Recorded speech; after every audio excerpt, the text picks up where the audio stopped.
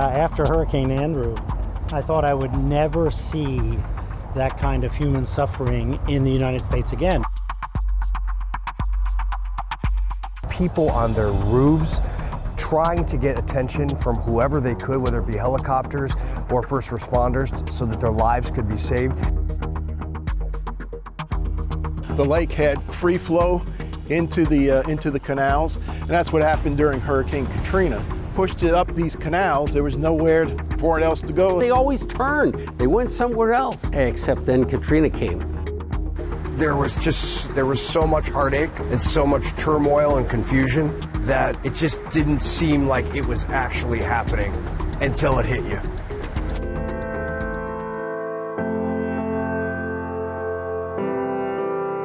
For 20 years after Katrina, it's like it happened a long time ago, but on the other hand, it seems like it happened yesterday for these folks. It does, and the scars are still here in New Orleans, and everybody you talk to says, yes, there's been progress, but a lot more needs to be done.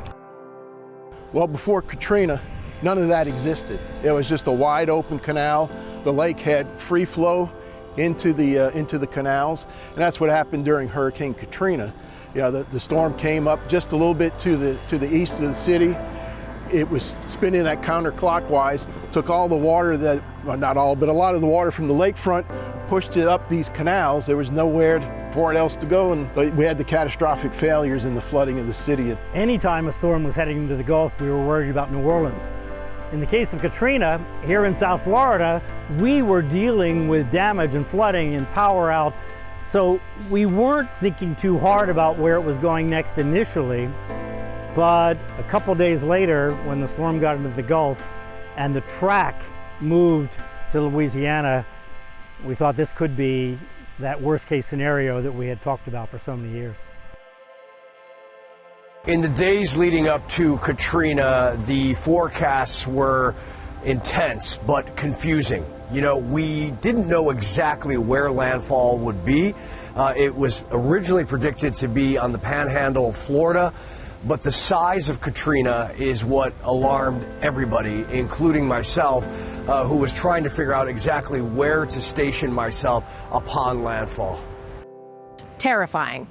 And then to read, you know, when you come in, you read the notes from the National Weather Service and the National Hurricane Center, and they were all very dire warnings. Max Mayfield, who was the head of the National Hurricane Center, we all have such fond memories of him. But I remember him being on TV and saying, this could be the worst case scenario, so you need to be prepared.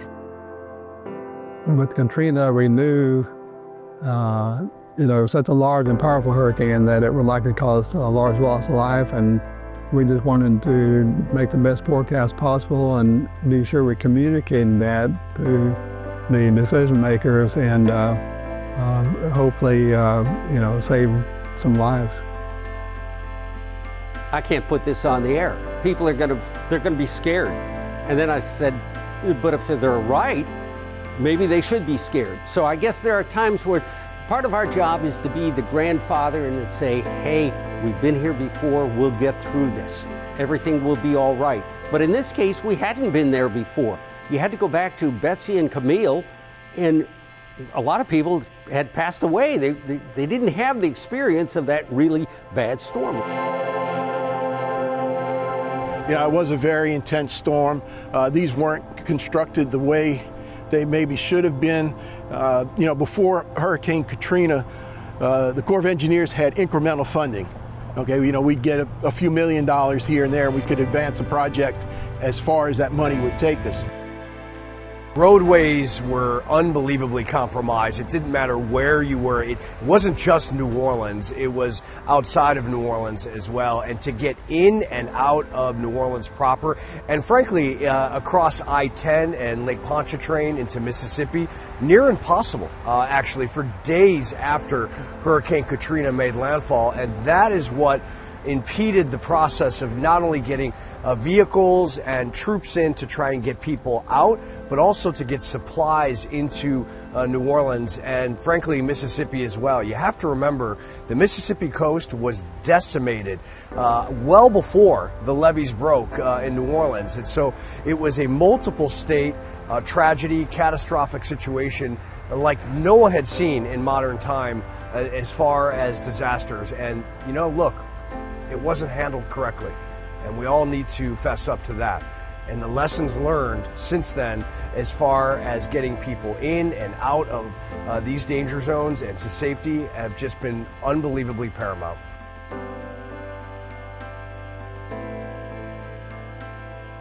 New Orleans was reasonably well prepared.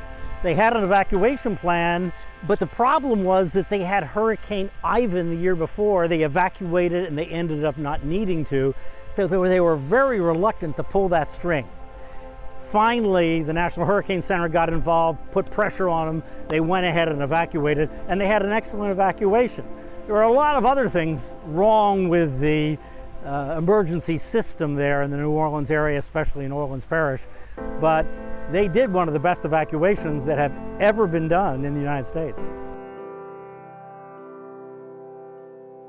People ask me all the time, you know, that magic moment.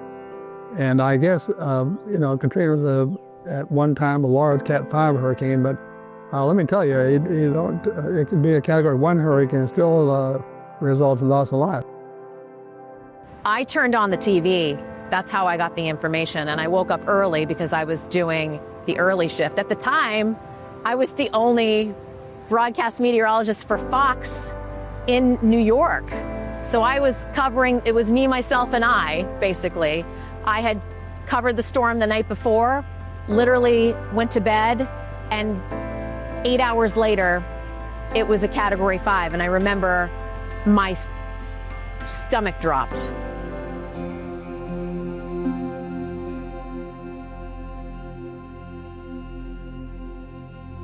I tell you what, Katrina turned me into a man.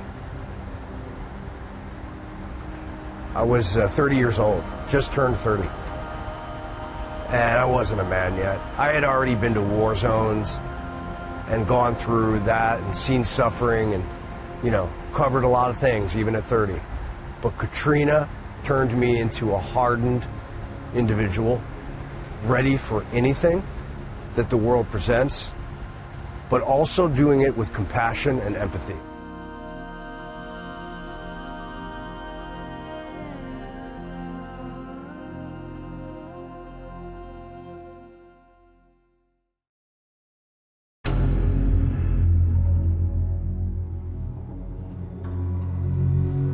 Looking back at the flooding in New Orleans, the lower 9th Ward and the levee breach there was so intense and so immediate that I think that historically is where people really think about when you consider what occurred as far as these breaches. 17th Street Canal, the lower 9th Ward, all of that inundating so many neighborhoods, and the pictures of, you know, people that had to move to their roofs with signs to try and be rescued will never leave anyone that was not only on the ground for Katrina, but watching all of this unfold around the world. We're taking the fight to the storm here, building structures like this and the other major complex features we have around the system. Rather than the lake water or any other water intruding into the city, we've cut it off here with these outfall canal pump stations. Well, you know, prior to Katrina, we had eye walls here, which is just what the name implies, looks like the letter I, is sheet piling with concrete on top. And what we did after Katrina, what we learned was an inverted T-wall works very well. So sheet piling's driven down and then a concrete slab is placed on top and the flood wall is built. You can kind of see a little bit of it here, but it's real important in helping to disperse that water that goes over the flood wall. We saw that in Hurricane Gustav, when in the Inner Harbor Navigation Canal, the water was up to the top of the wall.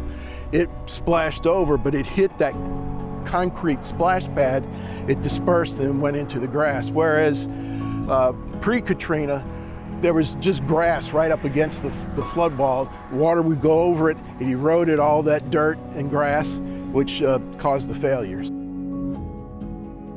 Hurricane Ida. Ida was really a bad storm too, and it had a surge. It didn't have the Katrina surge though. I don't know if we'll ever see that kind of surge. Katrina got it because, if you remember, it went over the loop current and exploded to a 5, and that surge kept building and building. It was like, but we didn't have what they have now with the models can do storm surge that shows you in colors exactly where the highest surge is going to be. They didn't have that back then. They were guesstimates, and they weren't even close. Katrina changed the way that we talk about hurricanes. Before Katrina, it was really all about wind speed and the category, and that's what people focused on for how bad is the storm going to be.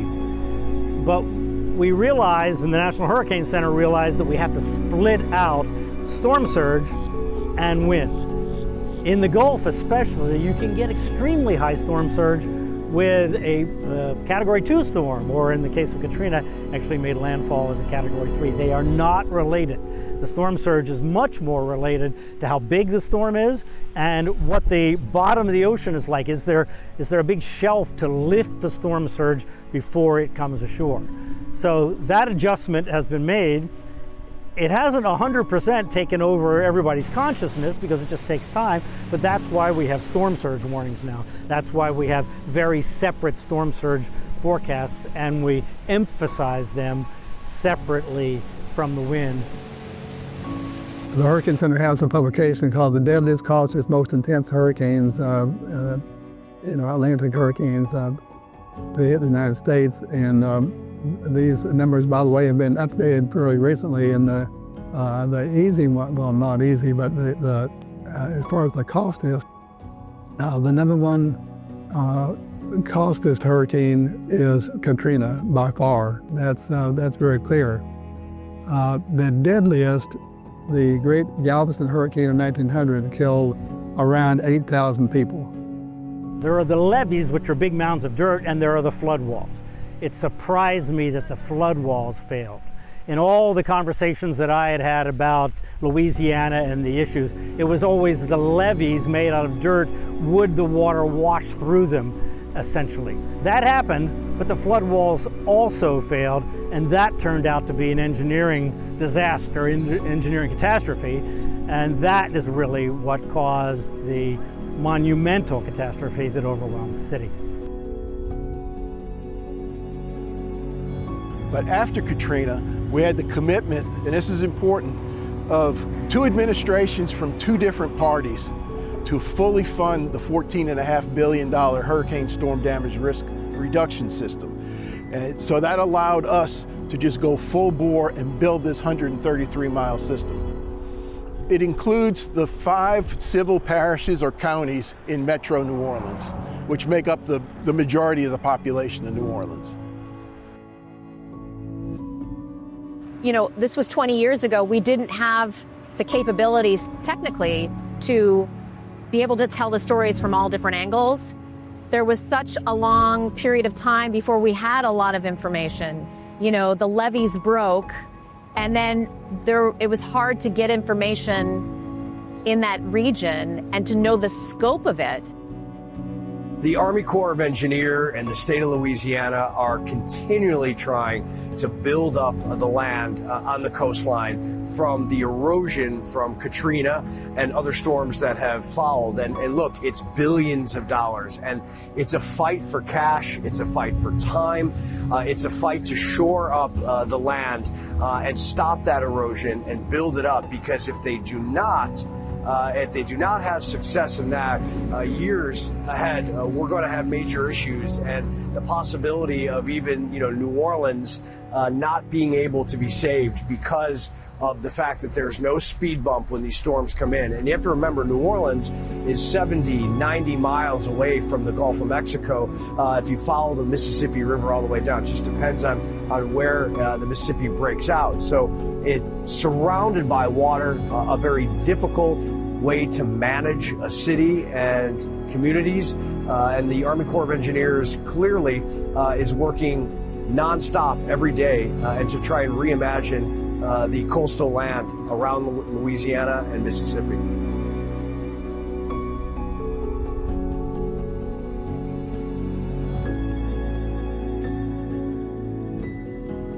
Off of Louisiana and Mississippi, there are these islands. So when the storm surge comes in, if the storm surge is not extraordinarily high, the islands will provide something of a buffer. In this case, the storm surge was way more than the islands could take, and it washed a good part of the islands away. There's been a lot of discussion about what to do about that, and now there's a plan in the works to finally rebuild that extra protection offshore. Without that, the storm surge comes directly to the Gulf and has nothing to even begin to slow it down in even an average hurricane.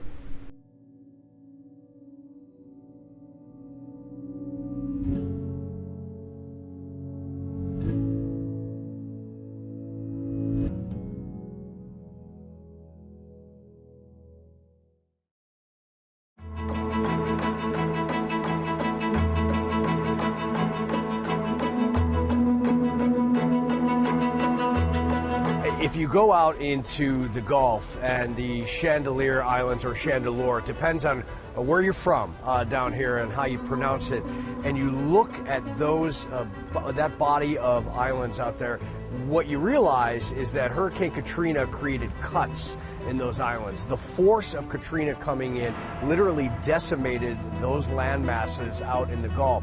And you have to understand, those land masses are essentially speed bumps for these storms when they come in. So they acted as a wackadoodle, in a sense, to stop the winds and the surge from coming in. And when Katrina came over those, it just decimated those land masses. And since then, it's been a real issue to shore up and create new land masses or add to those bodies of land out there into the Gulf, so that we actually have those speed bumps.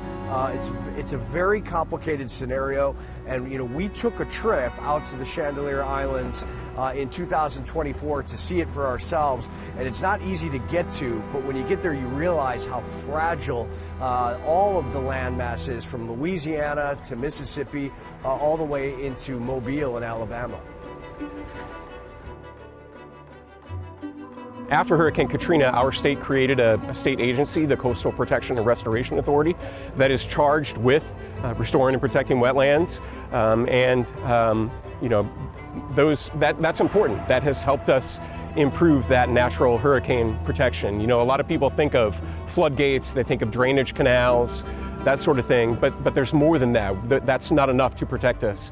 And that's something that we saw in Katrina when those drainage systems, canals failed. That was really our problem. And so, we need to focus beyond those levees, beyond the internal flood protections like that, and work to restore the wetlands that are important to us as well. Yeah, I think it's not a question of if, it's when. There's going to be a storm out there that will overwhelm the system. And just as you pointed out, this is going to reduce that risk. That's why we call it a risk reduction system. We kind of re-termed everything, if you will, if that's a term. People are talking about hurricane protection, which is an absolute. And, we don't deal in the absolute there. So we reduce risk, and this is one way we reduce risk for the residents of New Orleans. It came at huge human cost, but we now have a very, very good flood protection system. The system that we can see right outside the windows of this flooded house is a very, very good system. However, I maintain we should have had this system before Hurricane Katrina arrived. We shouldn't have had to wait for it, because the human cost, almost 1,500 people died within a couple of hours. The $186 billion worth of damage, adjusted for inflation, 134,000 housing units, and I could go on and on. This wasn't a disaster, it was a catastrophe. That's correct. Had this been in place, say during Katrina, that storm surge from Lake Pontchartrain would have never made it into the city. You would have never seen those failures that we saw at the at the outfall canals. Communicating in a potential catastrophic disaster is not just about, is there a hurricane warning, is there a storm surge warning? It really is much more about, what are we going to do about it? So being a meteorologist in the hurricane zone is really more than studying meteorology. It's also studying the community and understanding the various factors that affect how that community is going to respond when the storm comes in, if the storm comes in, and if it might come in, because you have to respond before you really know exactly what's going to happen. So the bottom line is, you have to not only study meteorology, but you need to understand emergency management. Those are the people that are responsible for keeping people safe. I want to be clear, there are some lines here. There are different roles that people play. And some of the biggest players in the hurricane program, a lot of people involved in the hurricane program, but the forecasters, the emergency managers, and the media are three groups that play huge parts. The forecaster job is to make the best forecast they possibly can, along with a feel for the uncertainty in that forecast. The American Meteorological Society, the World Meteorological Organization, the National Science Foundation, they've all said that no forecast is complete without some description of the uncertainty. You're never going to give a perfect forecast. I don't care how good the satellites and radars and aircraft and the computer models are, the atmosphere is unbelievably complex. You're never going to have a perfect forecast. I tell you what, Katrina turned me into a man. I was 30 years old, just turned 30. And I wasn't a man yet. I had already been to war zones and gone through that and seen suffering and, covered a lot of things, even at 30. But Katrina turned me into a hardened individual, ready for anything that the world presents, but also doing it with compassion and empathy. Because my bad day is probably not as bad as another person's bad day or another person's bad day. And it also taught me how to be a reporter, how to juggle everything in front of me, keep myself composed, but understand that the humanity of reporting needs to occur. It is not a robotic career. Yes, visuals, you have to capture those, but what's behind the visuals? Humanity, people. Every natural disaster has a human story. And that is the key. That is the takeaway and the perspective from Hurricane Katrina. And to see the resilience and the comeback of individuals, young and old, is remarkable. We human beings got to give ourselves some credit. We are tough as nails. But sometimes, to become tough as nails and find that and bring it up from the depths of your soul and your belly, you need to go through the worst situation imaginable. That is what Hurricane Katrina was and still is in the minds of so many.